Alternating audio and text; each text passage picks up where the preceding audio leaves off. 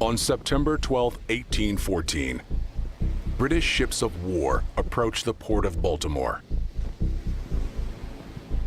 In the entire Royal Navy, there were 8 bomb ships. 5 of them were sitting there in the Patapsco River. These are the most powerful siege artillery afloat.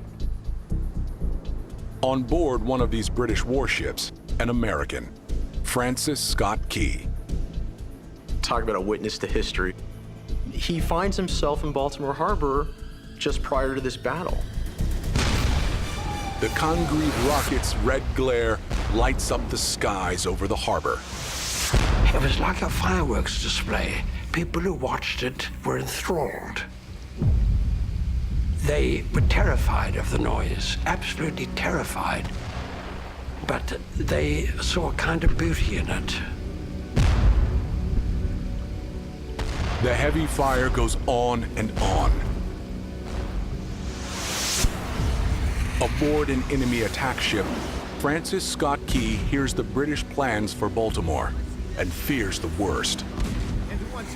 He knows that the level of hatred that's directed at the city would probably mean death and destruction of the town.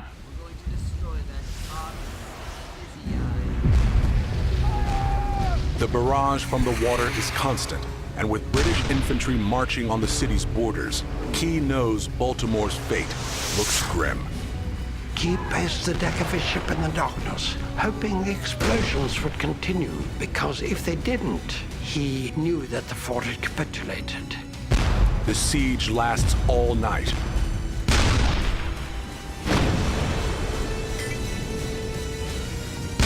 As dawn nears, there is a sudden silence.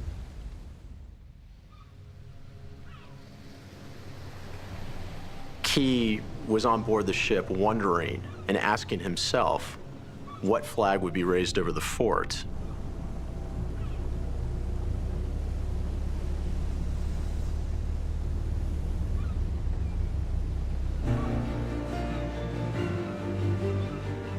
The morning mist began to clear, and he made out the stars and stripes flying above the fort.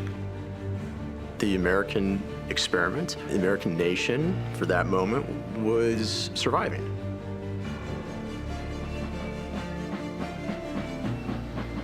Mary Pickersgill's masterpiece unfurls over the fort.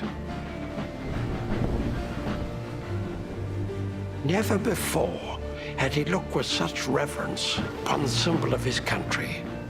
Never before had the flag had such a sheen to its glory. It was the glory of victory.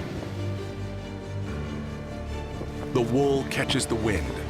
The stars and stripes wave in the face of the enemy.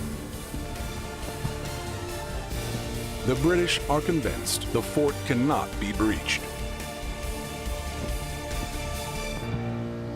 Baltimore has been saved.